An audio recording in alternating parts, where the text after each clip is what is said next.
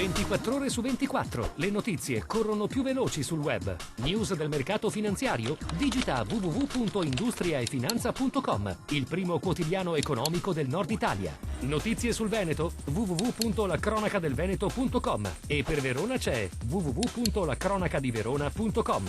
Guarda le ultime news sulle web TV di TG Italia, TV Veneto e tvverona.com. Collegati con il mondo. Connettiti con Industria e Finanza, la cronaca del Veneto e la cronacadiverona.com. Sul web l'informazione è in tempo reale.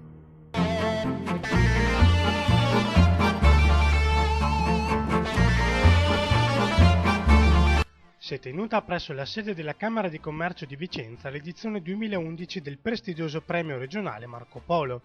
Alla presenza del presidente di Unioncamere Alessandro Bianchi, del direttore Gianangelo Bellatti e dei presidenti delle Camere di Commercio provinciali, ben 14 realtà industriali sono state premiate. Il premio Marco Polo, istituito da Unioncamere nel 1988, ha lo scopo di valorizzare e riconoscere l'attività di alcune imprese venete, annualmente 2 per provincia, che abbiano contribuito in misura notevole allo sviluppo dell'interscambio della regione. L'intraprendenza dell'imprenditore veneto e le difficoltà del mercato globale sono state ottimamente evidenziate nelle targhe premio realizzate dallo scultore Verois, le quali rappresentano gli avventurosi viaggi del veneziano Marco Polo in terre lontane. Ad essere premiate sono state rispettivamente le bellunesi Castellani e Manifattura Valcismon, le padovane Cinetto Fratelli e Marinello Tende, le polesane Plastec e Bonetto Pierantonio e Alessandro, le trevigiane H. Krull e Comec, le veneziane Alstom Grid e Arcobalegno, le veronesi Santo Passaia e EduLife ed infine le vicentine Telwin e Bertolini Arte. Tempo di revisioni e di bilanci per il PDL, da partito di governo a schieramento in crisi di identità. C'è chi dalla barca è sceso prima che affondasse insieme alla maggioranza e c'è chi nel partito è rimasto ma senza troppo entusiasmo. E poi ci sono gli irriducibili, quelli che portano ancora alta la bandiera di Berlusconi, leader indiscusso. In attesa del congresso a Padova si fa la conta dei fedeli e l'uscita pubblica di domenica in piazza Cavour, la prima dopo la fiducia al governo Monti, serve a ricompattare le file. Chi c'è, chi non c'è, non c'è, ma gli assenti non passano inosservati. Dal palco Filippo Ascerto attacca la presidente della provincia, Barbara Degani, colpevole di non essersi presentata a rintuzzare l'elettorato. Al comizio anche il coordinatore provinciale Raffaele Zanon.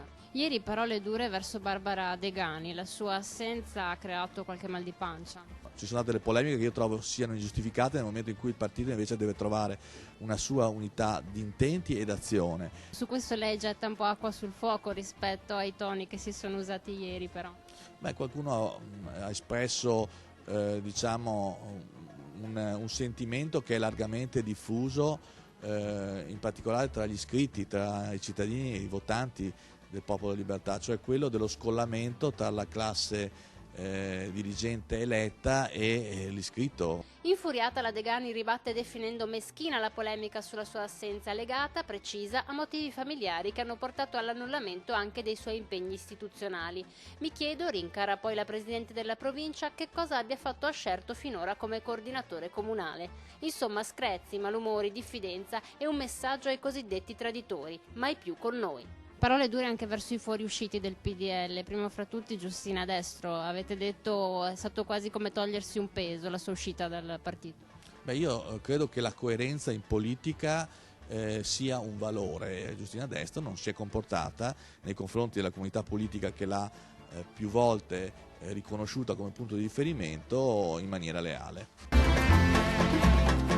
Giorno di festa ieri a Motta di Livenza, più protetta dal pericolo di esondazione del fiume Monticano nel tratto che passa a fianco della città, all'altezza del ponte di Redigole, dove l'argine preesistente è stato alzato su entrambe le sponde di circa 1 metro. I lavori erano stati consegnati l'11 aprile scorso dal Genio Civile di Treviso all'impresa Carron, trevigiana, e ieri sono di fatto terminati, con una quindicina di giorni di anticipo sul tempo previsto dal contratto, che aveva fissato la data di ultimazione al 6 dicembre prossimo.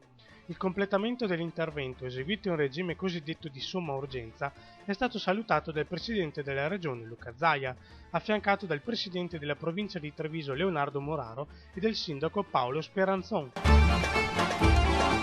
In aumento le truffe online in Veneto. Dall'inizio del 2011 sono ben 613 le denunce pervenute agli agenti di polizia postale, in aumento rispetto alle 565 registrate lo scorso anno. Le truffe, con il progredire della tecnologia, cambiano aspetto e diventano sempre più sofisticate, considerate anche gli strumenti tecnologici sempre più diffusi tra la popolazione, strumenti che però sono altamente vulnerabili e possono regalare ai predoni della rete i dati sensibili. La nuova frontiera del cybercrime sono gli smartphone, a renderli permeabili agli attacchi provenienti dalla rete proprio la presenza dei programmi che consentono di contenere i dati personali. Solo 1 su 10 infatti ha un sistema di protezione. I carabinieri del nucleo radiomobile di Valdagno, al termine di un pericoloso inseguimento di un'auto, sono riusciti a bloccare nelle prime ore di sabato uno di 3 malviventi che prima di darsi alla fuga avevano compiuto un furto con spaccata usando una grossa cesoia ed un pesante tombino presso un negozio nel comune di Recoaro. Verso le 4 del mattino alcuni residenti, dopo aver udito violenti colpi contro una vetrina, hanno allertato la centrale operativa dei carabinieri, che giunti sul posto hanno fatto in tempo a scorgere 3 individui che salivano a bordo di una potente auto e si allontanavano velocemente. Dopo un rocambolesco inseguimento, i militari sono riusciti a catturare uno dei malviventi. Genova-Valencia, l'autostrada viaggia via mare. È operativo il collegamento per il trasporto di merci con la Spagna.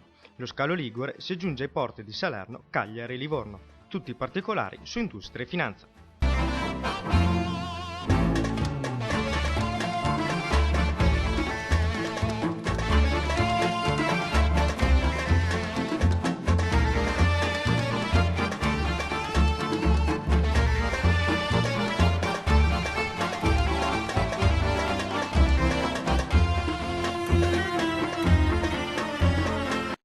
24 ore su 24. Le notizie corrono più veloci sul web. News del mercato finanziario? Digita www.industriaefinanza.com, il primo quotidiano economico del Nord Italia. Notizie sul Veneto? www.lacronacadelveneto.com, e per Verona c'è www.lacronacadiverona.com.